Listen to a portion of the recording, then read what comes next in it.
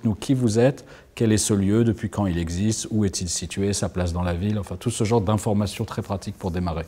Oui, alors mon parcours, donc moi je suis bibliothécaire, je suis conservateur en fait, et auparavant j'étais prof de français, je me sentais un peu à l'étroit et du coup j'ai passé le concours de bibliothécaire et là j'ai compris qu'on pouvait faire des choses.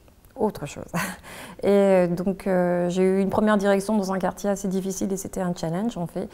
Je devais animer une bibliothèque où j'ai vite compris que les livres n'attireraient pas les gens et qu'il fallait que j'aie un programme en parallèle, un programme d'animation qui puisse attirer et fidéliser un public. Le quartier, c'était quoi là? Alors c'était à Béthune et ça s'appelait le Mont-Liébaud et c'était au bas des cités.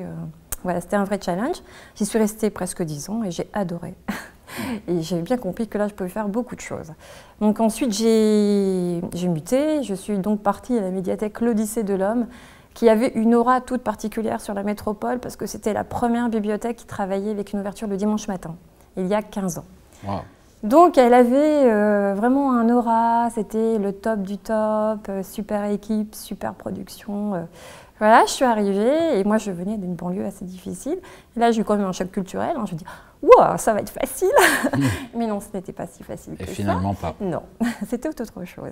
Et donc à partir de là, avec une équipe qui était quand même formidable, et je le dis parce qu'ils vont me regarder, on a mis en chose des choses, enfin on a repensé des choses qui existaient, comme un prix des lecteurs par exemple, qui existait depuis l'origine et qu'on a toujours un vrai prix des lecteurs.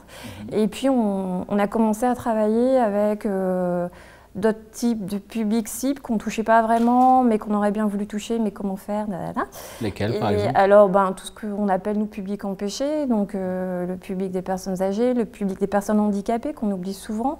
Et on a pensé à des actions très régulières qui sont instaurées et qui maintenant font partie de notre roulement de travail. Et par exemple, hier soir, nous faisions un repas à la suite d'un recueil de recettes avec des usagers et j'avais des adultes handicapés qui ont participé au repas, qui avaient une autorisation du tuteur de sortir et qui étaient ravis. Et nous, ça, c'est gagné quand on a des gens qui se mêlent, tout public, et qui sont sur un pied d'égalité. On s'est dit que notre boulot, il est parfait. C'est quoi les conditions à réunir pour que cette chose-là se passe, pour qu'ils se sentent bienvenus, légitimes, accueillis? Ça passe par quoi? Ça prend du temps.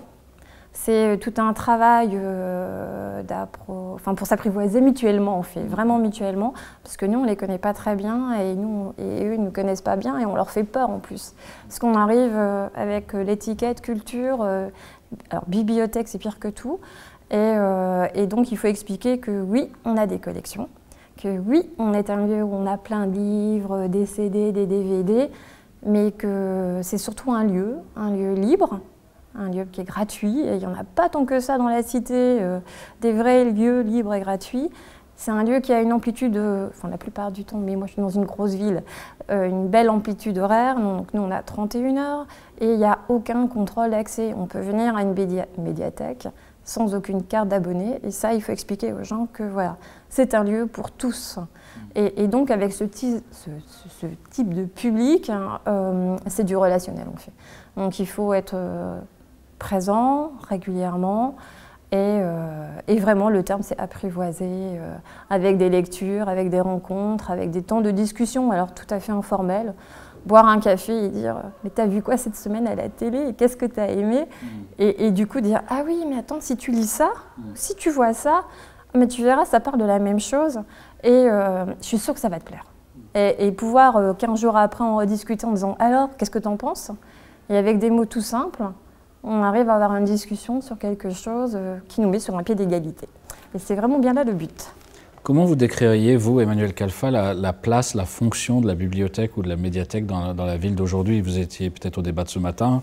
On sait qu'on est de plein pied dans l'époque des écrans, de temps court, de consommation de culture peut-être morcelée. Or, pour lire, il faut prendre le temps, il faut sortir de ce flux d'informations, d'images. Voilà. Donc, comment vous existez? Quelle est votre place dans la cité aujourd'hui? Alors nous, on se définit comme une bibliothèque citoyenne. Alors déjà, comme je vous le disais tout à l'heure, on est un lieu ouvert où on ne prescrit plus. On n'est pas de grands prescripteurs de culture, mais on est plutôt des passeurs et des médiateurs. Alors médiateur, on n'aime pas trop le mot, mais un passeur d'idées, on fait. Un lieu de réflexion, un lieu d'échange et un lieu où on peut parler de tout sans tabou. Et alors les collections nous aident. puisque le travail au préalable, c'est de constituer des collections qui soient plurielles et quelles que soient nos idées, on puisse se référer à un document, à quelque chose. Et à partir de là, on peut partir sur des débats citoyens. On peut parler de l'avortement, on peut avoir un panel de documents qui sont liés à l'avortement, on peut parler de la laïcité. Là, cette semaine, je suis dans la semaine de la laïcité. Donc on a fait des rencontres, demain j'ai une pièce de théâtre, on a sorti une bibliographie quand même, on dit bibliothécaire. Bien sûr, bien sûr. Et puis on a travaillé avec les comités, enfin on a un comité des jeunes au sein du conseil municipal, on a un comité des seniors au sein du conseil municipal, on les fait rencontrer et on débat. Et le travail du bibliothécaire, et c'est bien là le nouveau métier, il est juste de dire, de réunir les moyens pour qu'on puisse discuter calmement et en aucun cas on ne prend position en fait. Puisqu'en fait, ce n'est pas le but du tout des bibliothèques.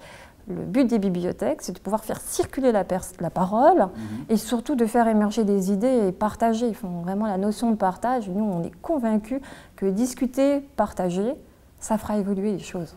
Il n'y a pas un petit risque d'effacement quand même finalement à vouloir être un territoire de neutralité du coup? Non, parce que si vous avez bien écouté ce que je vous ai dit, j'ai bien écouté. Il y a des collections. Alors les collections, on essaie quand même, enfin voilà, je disais, on essaie d'être neutre, mais quand même, il y a quand même une orientation qui se définit. En tout cas, on essaie d'avoir des recueils de sociologues, de politologues, de la fiction aussi bien sûr. Et quand même, là, il y a une empreinte qui se voit et qui se sent. Et en tout cas, si on est interpellé par les usagers pour avoir un débat, on amorcera le débat. Mais on ne se positionnera pas. Alors comme vous savez que c'est un exercice un peu court synthétique, dernière question très concrète. On demande à chacun de nous raconter une idée, une initiative. Et je crois que vous voulez nous parler de débats citoyens que vous faites précisément le dimanche matin. Voilà, alors on avait régulièrement des débats citoyens. Et puis après les attentats Charlie, on était dans un état de sidération totale. Et on sentait bien que les gens avaient envie de discuter. Mais qu'il n'y avait pas des lieux qui étaient formalisés, en tout cas dans notre équipement. Et le dimanche matin, chez nous, le jour où on a le plus de population, puisque, alors l'anecdote, c'est qu'en 3 heures d'ouverture, on fait autant de cartes de famille qu'un samedi où on fait 10-18. Donc on sait qu'on a du peuple et on sait que les gens sont demandeurs. Enfin là, on l'avait senti. Donc rapidement, on a été contacter nos amis de Fité Silo qui sont sur l'île, une instance réputée. Et on s'est dit, il faut vraiment qu'on fasse quelque chose. Et ils ont dit banco. Et on s'est dit, ben, dimanche matin, on fait ça. Et donc juste, je pense, 15 jours après Charlie, fin janvier, on s'est dit, on y va, on le fait. On l'a fait. Notre salle était comble. On s'est dit, ben voilà, quoi. Les gens ont besoin de ça, ils ont besoin qu'on travaille avec eux et qu'on leur donne des espaces. Et donc, on a travaillé sur des thématiques qui sont tout à fait classiques. Donc, par exemple, la laïcité. Donc c'est ce week-end.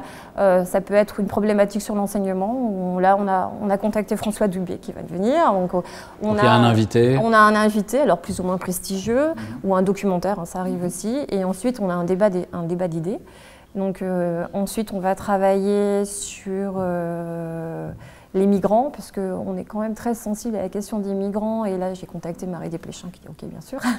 Donc voilà, on essaie d'avoir des moments qui vont structurer notre année. Et au préalable, en tout cas, nous, on aura sorti des collections, on aura travaillé sur les collections. Les bibliothécaires ont été sensibilisés et pourront, eux, faire, je dirais, de la retape, mais c'est un bien vilain mot, mais en tout cas sensibiliser leur public, puisque que l'on est, en tout cas nous c'est comme ça, chaque bibliothécaire a un public cible, et que ce soit les jeunes, les ados qui sont très très actifs, les seniors, les comités de lecture plus généraux, chacun de mes bibliothécaires va travailler auprès de ses publics en disant voilà, on va travailler là-dessus, on va avoir un intervenant. Mais avec ce moment commun qu'est le dimanche matin. Et le dimanche matin, on vous invite à venir. D'accord. Donc on a un calendrier. Vous en avez fait combien depuis la création? Alors on en fait super régulièrement, donc je ne pourrais pas dire combien j'en ai fait, mais on en fait beaucoup.